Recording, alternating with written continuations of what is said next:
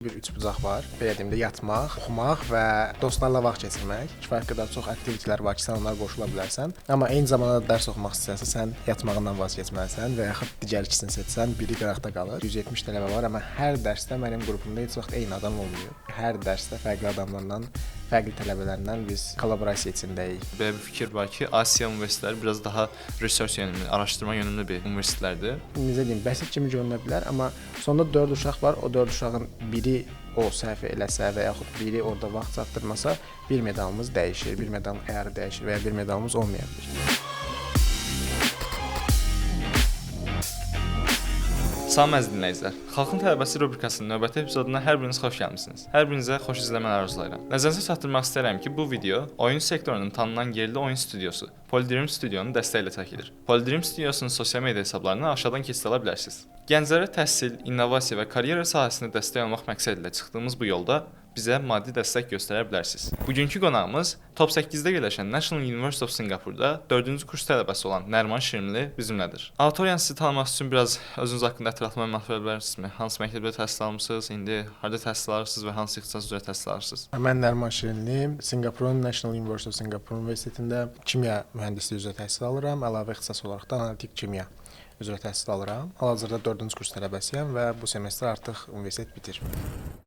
İstəyirsə də ilk National University of Singapore haqqında biraz daha detallı danışaq. Orada ortam necədir? Bu son 4 iliniz necə keçib orada? Ümumilikdə, yəni bir top universitet kimi, belə deyim də, mən həmişə top universitetə qəbul olmamışdan qabaq bir videoya baxmışdım TEDx Talks-da, hansı ki orada deyir ki, bir üçbucaq var. Siz əgər belə deyim də yatmaq, oxumaq və dostlarla vaxt keçirmək. İndi universitetdə eyni şey keçərlidir. Əgər o üçündən ikisini seçə bilirsən yalnız, birindən belə deyək tökülər demiş vaz keçməlisən. Universitetdə tələbələrlə, yəni kifayət qədər çox tələbə qrupları var, kifayət qədər çox aktivitetlər var ki, sən onlara qoşula bilərsən. Amma eyni zamanda dərs oxumaq istəyirsən, sən yatmağından vaz keçməlisən və yaxud digər ikisini seçsən, biri qıraqda qalır. Ümumilikdə ortam çox yaxşıdır, kampus hər şeyi verir bizə, amma dediyim kimi bu üçündən ikisini mütləq seçməlisən, biri qalacaq qıraqda. Təşəkkür edirəm. Hamının ağlında Singapur haqqında fərqli fikirlər olur və siz ilk Singapura aeroporta gedib düşəndə aldığınız o hiss, o vibe necə idi? Singapura ilk getdiyimdə, yəni sözünüzü ilk istədiyim şey humidity, yəni nəmişlik oldu.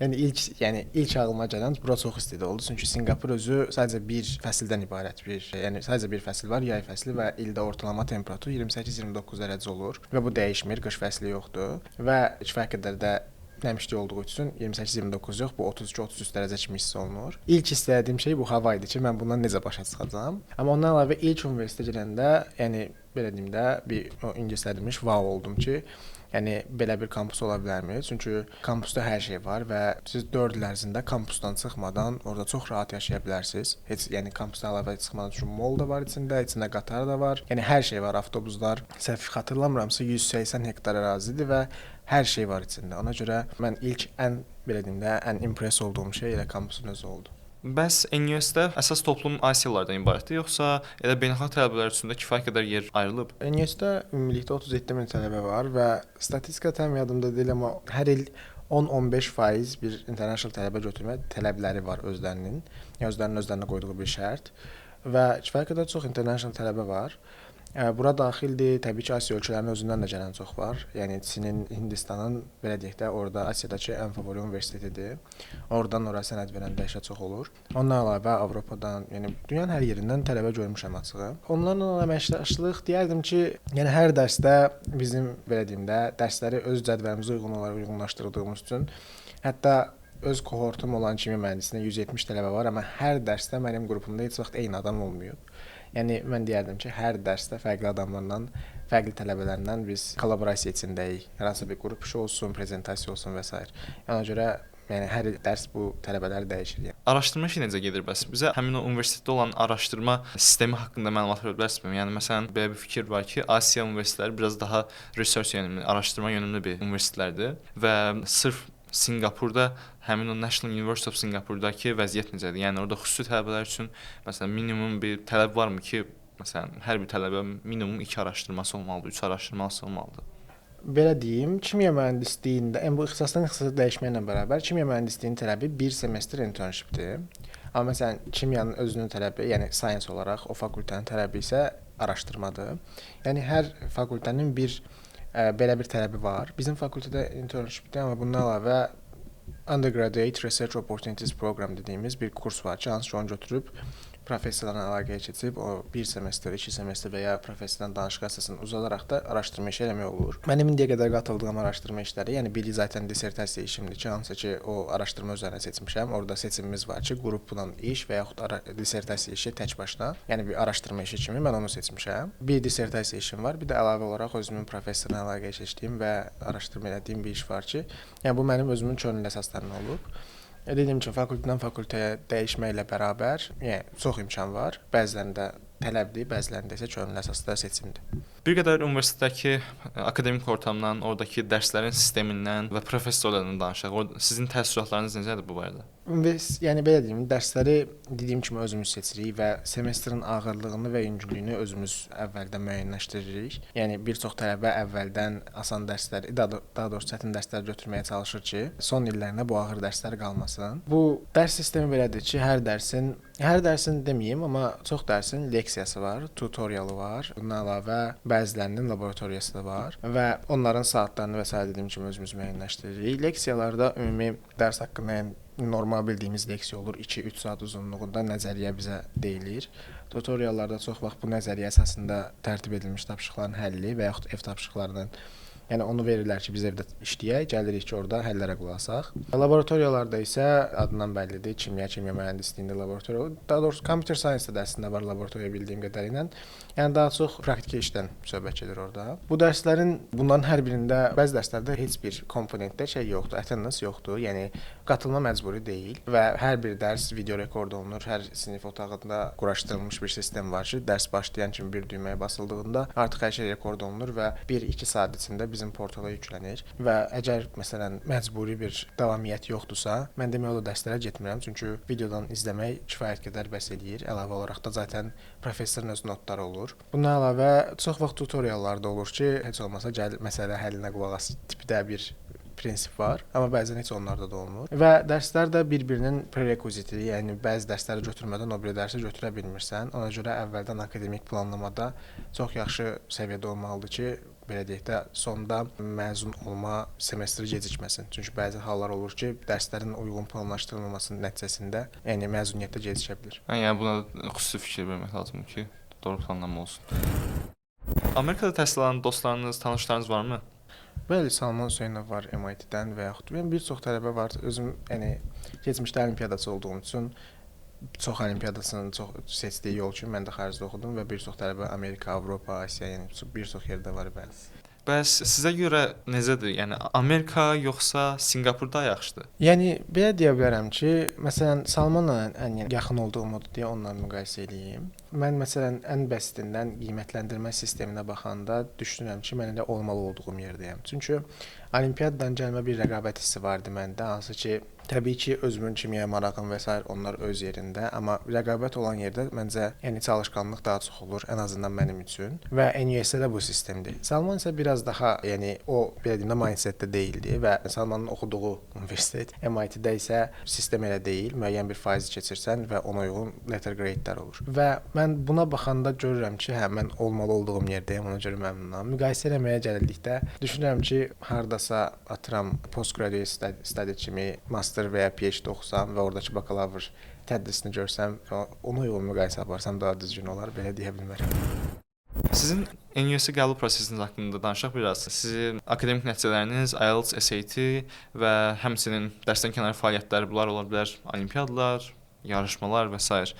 Bunlar necə oldu və bu prosesi necə idarə edədiniz? Xarici təhsil alma planımdan öncə mən əslində olimpiadalara başlamışdım. 7-ci sinifdə fənn müsabiqəsi ilə kimya fənni üzrə gümüş medal qazanmışdım. Bəs bu fənn ümumiyyətlə maraq hardan yarandı ilk? Fəndən maraq sözün düzü uşaqlıqdan və deyim də nəyisə qarışdırmağı sevirdim. Atıram, yəni mən məsələn həmişə üstü başa kirli olaraq evə gəlmişəm. Yəni palçıqla oynamışam, qum falan hamısını bir-birinə qatmışam. Onu xoşlayırdım, yəni bir-birinə qatışdırmağı. Düşünürəm ki, ona görə sevmişəm. Bir tərəfdən də orta məktəb müəllimi, yəni Gənc Teatr liseyində oxumuşam və oradakı müəllimim kifayət qədər bu fənni mənə sevdirdi. Mehin müəllimə buradan ona salamlar. Yəni dediyim kimi belə marağım yarandı. Fənn müsabiqəsinə getmişdim. Hansı ki indiki tələbələrə də tövsiyə edirəm ki, fənn müsabiqə ilə başlasınlar ki, fərq qədər tez başlayırlar. Xüsusən bu kimya, fizika, riyaziyyat, biologiya bu tip fənlər hansı ki, beynəlxalq olimpiadalar var, informatika da daxildir. Mən də elə başladım. Sonra 8-ci sinifdə Respublika Fənn Olimpiadası gümüş medal, 9-cu sinifdə qızıl medal və sonra beynəlxalq olimpiadalara hazırlıq. Yəni özüm hazırlaşırdım, əlavə olaraq nazirlikdəki dərslərə dəvət olunmuşdum. Sonra da beynəlxalq olimpiadalardan, yəni ümumilikdə 3 gümüş, 3 bürünc medalım var idi. Respublika olimpiadalarından isə 3 qızıl, 1 gümüş, bir də Sabahın alimləri müsabiqəsindən qızıl medalım var idi.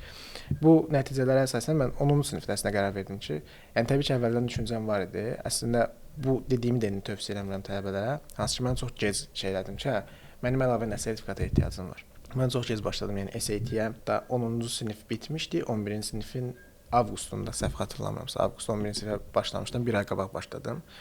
Bu çox pis bir strategiyadır, çünki SAT əslində çox ağır bir proqramdır. Ən azı 6 ay deyirlər, daha çox da ola bilər ingilis dil səviyyənizə əsasən. Riyaziyyat hissəsi asan idi mənim üçün, ingilis dil hissəsinə isə biraz çətinlik çəkirdim. Çünki mən ingilis dilində sırf olimpiada suallarından öyrənmişdim əslində. Çünki olimpiada materialları Azərbaycanca yox deyiləcək qədər azdır. İngilis dilində ona görə oxuyurdum və onu başa düşməkdən ötürü ingilis dili öyrənmişdim. Yəni orada ingilis dilimi müəyyən qədər gəlişdirdim. SAT-dən 1470, IELTS-dən 8 yığdım. IELTS isə dekabrda almışdım. Hansı ki, dekabrın sonu artıq universitetlərin, top universitetlərin deadline-ları başlayır. Yəni bu dediyim kimi çox heç tövsiyə eləmirəm. Mən düşünürəm ki, indiki valideynlər və tələbələr daha insanlarda bu sistemə qarşı o awareness dediyimiz daha belə deyim də tanıyırlar artıq bu sistemi və əvvəldən başlayırlar və bu daha yaxşıdır ki, nəinki mənim elədiyim. Təşəkkür edirəm detallı izah üçün. Mənə ən çox maraqlandıran suallardan biri də budur ki, ümumiyyətlə mənim müşahidələrim əsasən 2 tip olimpiadaçı olur. Birinci tip odur ki, onlar olimpiyadaya, full focus olimpiyadalara hazırlaşırlar və çox kifayət qədər də nailiyyətləri olur. İkinci kateqoriya isə budur ki, həmin o tələbələr xüsusilə sadəcə olimpiyada fokuslu olmurlar. Xüsusi olaraq vaxt ayırırlar olimpiyadaya və bundan əlavə olaraq da zamanlarının bir hissəsində digər fəaliyyətlərə, bu ola bilər hansısa yarışmalara qatılmaq, hansısa araşdırma işi, layihə eləmək və s. Bunlara da vaxt ayırırlar. Və siz özünüz hansı kateqoriyaya aidsiz, özünüzü hansı tipdə görürsüz?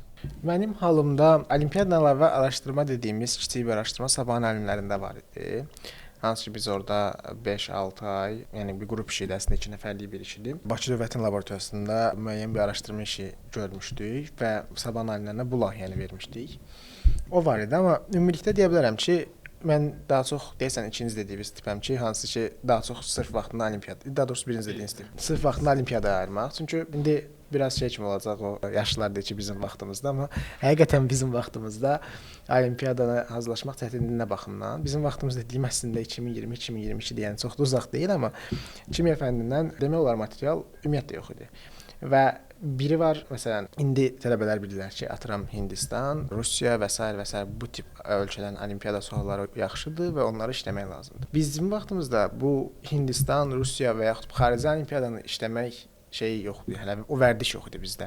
Yəni biz bilmirdik ki, filan ölkənin olimpiyadası yaxşıdır və girib onu işləsək əslində inkişaf edə bilər. Təcrübə yox idi. Əvvəlki olimpiyadaçıların bir çox xaricdə idi və onlardan məsləhət də almaq olmurdu. Müəllim də yox idi. Ona görə, yəni sırf özümüz hazırlaşdığımız üçün, məsələn, indi mən özüm nazirliyin nəzdində həm də beynəlxalq olimpiyada uşaqları hazırlaşdıram və beynəlxalq olimpiyadaya bir yerdə gedirik uşaqlarla. İndi məsələn mənim o uşaqlara 1 saatda öyrətdiyim şeyi mən bəlkə 2 gün öyrənirdim. Yəni belə bir sistem var deyə mən tam vaxtımı olimpiyadaya ayırmışdım yəni. Bu dediyiniz olimpiyada dərsləri haqqında məlumat verə bilərsinizmi? Siz ümumiyyətlə necə qərar verdiniz ki, bu kimi olimpiyadalara hazırlaşdırmaq istəyirsiniz, Azərbaycan gənclərini beynəlxalq olimpiyadalara aparmaq istəyirsiniz və bu təhsil institutu ilə ilk kontakt necə oldu?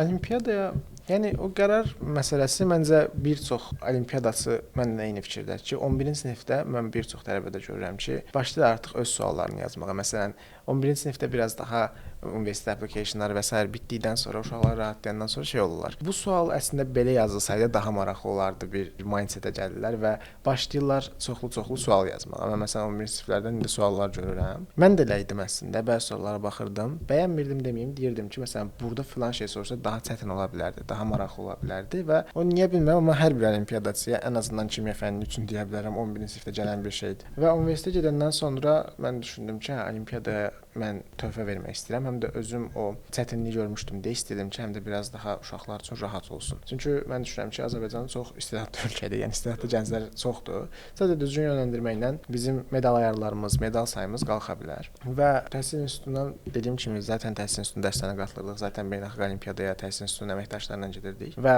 orada İqrar müəllim var, hansı ki, kimya fənni üzrə koordinatordur orada, olimpiyadaların koordinatoru, komitə rəhbəri. Onunla əlaqə saxladım, o da müsbət baxdı, özü dəvət elədi məni dərslərə və dərs keçməyə başladım və bir müddətdən sonra da artıq beynəlxalq olimpiyadalara uşaqları hazırladıqdan sonra beynəlxalq olimpiyadaya uşaqlarla birlikdə getməyə başladıq.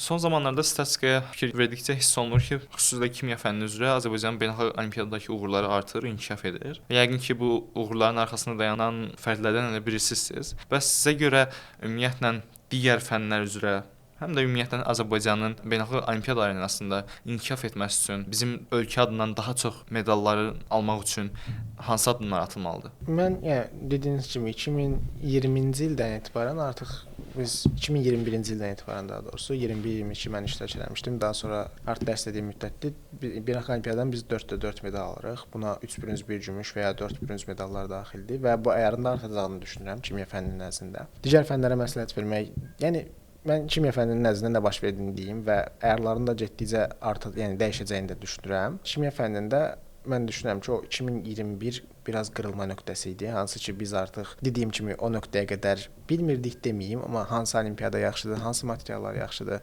Məsələn, mən indi görürəm ki, 8-ci sinifdə təhsil alan bir uşaq, 8-ci sinifdə oxuyan bir uşaq gəlir, Rusiyanın suallarını işləməyə başlayır. Biz isə bunu 10-cu sinifdə görürdük. Yəni o bir yol açılıb artıq və o yol get-gedə, yəni daha çox uşaq üçün, daha çox uşaq o yola töhfə verir də, belə deyim. Hər hansı bir uşaq gəlir, deyir ki, filan ölkənin sualları yaxşıdır, ondan başlayaq və yaxud bu kitabdan nəzəriyyə oxumaq yaxşıdır və bu artıq formalaşa gedir. Mən düşünürəm ki, ən çox bizə kömək edən şey olimpiyadada, köhnə olimpiyadasının dərs keçməyidir. Çünki olimpiyada kimya fənnindən xüsusən deyə bilərəm ki, orada 5 bölmə var. Analitik kimya, fiziki kimya, orqanik kimya, polimer və ya biokimya və birini unutdum, qeyri-üzvü kimya. 5 bölmə və bu 5 bölmənin siz universitetdən müəllimlər tapsaz, o, yəni professorlar gəlsə, 5 fərqli professor olmalıdır. O 5 fərqli professor gəlib bütün olimpiyada sillabusuna baxmalıdır, sualların nə tərzdə düşdüyünə baxmalıdır. Çünki qeyri-üzvü kimya deyəndə elementlər kimyası gəlib bordan və s. 3 saat, 4 saat danışmaq olar, amma bu olimpiyada üçün nə qədər faydalı olar? Bu sualdır. Yəni bir o qədər faydalı olmaz. Daha çox bizim çünki orada tapmaca dediyimiz sual tipləri var, orada müəyyən strategiyalar var ki, bunu köhnə olimpiyadaçı, yeni olimpiyadaçı yaxşı aşılaya bilər, yaxşı keçə bilər. Və kimyadan da bizim izlədiyimiz yol odur ki, köhnə olimpiyadaçılar gəlir, keçən ilin məzunları, onun əvvəlki ilin məzunları və öz biliklərini, öz təcrübələrini bölüşürlər. Çünki adi bir nəzəriyyə keçmək rahatdır deyə bilərəm, amma imtahanda işləmə strategiyası, məsələn, Mendeleyev olimpiyadasında ikinci turda 15 sual olur və 4 saat yarım, bu il deyəsən 5 saat oldu artıq, vaxt verilir və 5 bölmədən 3 sual, hərəsindən 1 sual seçib yazmalısan. 2 sual seçsən bir bölmədən yaza bilərsən, amma o ikisindən birini götürəcəklər. Hansı yuxarıdırsa o sualı o həmin bölmə kimi sayacaqlar. Yəni orada artıq hansı sualı seçməliyəm, vaxtımı necə bölüşməliyəm. Bu tip suallar necə deyim, bəsit kimi görünə bilər, amma sonda 4 uşaq var, o 4 uşağın biri o səhvi eləsə və yaxud biri orada vaxt çatdırmasa, bir medalımız dəyişir, bir medalın əyarı dəyişir və ya bir medalımız olmaya bilər. Məncə kimya fənnində ən əsas o köhnə olimpiyadasının yeni olimpiyadasıya dəstəyi məsələsidir və digər fənlərdə də bildiyim qədərilə tətbiq olunur. Təbii ki, dediyim kimi, mən bunu kimya nəzdində deyə bilərəm. Digər fənlərə çox deyə bilmərəm ki, nə etsələr medallar artar və s. amma düşünürəm ki, digər fənlərdə də kifayət qədər yaxşı işlər görülür lazımdır. Çox sağ olun cavab üçün. Gələcək planlarınız haqqında biraz danışa bilərsiniz? Ümumiyyətlə planlarınız nələrdir? Master, PhD kimi planlar var, yoxsa biraz daha iş həyatına atılmaq, karyera kimi hədəfləriniz var? Hal-hazırda, yəni gələcəkdə planım akademiyada qalmaqdır.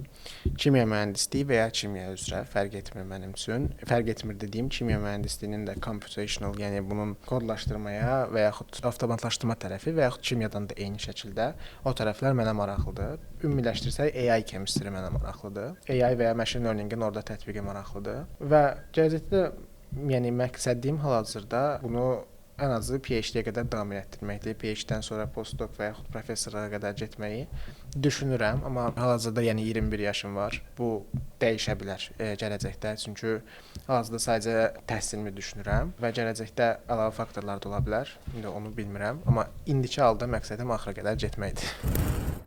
Təhsil və karyera yolunuzda sizə bol-bol uğurlar arzulayıram. Sizdən gənclər üçün son bir tövsiyələrinizi, məsləhətlərinizi almaq istəyirik. Gənclər üçün tövsiyəm özümdən balacalara deyirəmsə, hər halda məktəblilər üçün deyirəmsə, düşünürəm ki, iki şey deyə bilərəm. Bir, əgər xaricdə təhsil almaq istəyirsinizsə, ingilis dilini indidən başlayın oxumağa, çünki ingilis dili görəcəyiniz hər imtahanda olacaq. SAT, APC, olimpiyadası hər yerdə. Bu ingilis dilini əvvəldən 4-cü, 5-ci sinifdən başlayıb eləmək lazımdır, öyrənmək lazımdır. İkincisi də əzmli olmaqdır. Bu olimpiyadada, bu həyatın hər bir nöqtəsində mənə görə əzmli olan, zəhmət çəkən hər zaman qazanır. Suallara ətraflı cavab verdiyiniz üçün təşəkkür edirəm. Əminəm ki, bu podkast auditoriyamız üçün faydalı olacaq, informativ olacaq. Çünki siz həm biliklərinizi, həm təcrübələrinizi bölüşdünüz. Bir daha minnətdaram. Və əziz izləyicilər, sizin üçün də əgər video maraqlı oldusa, videoyu like edə bilərsiniz, dostlarınızla paylaşa bilərsiniz və kanala abunə ola bilərsiniz. Növbəti videolarda görüşəndək.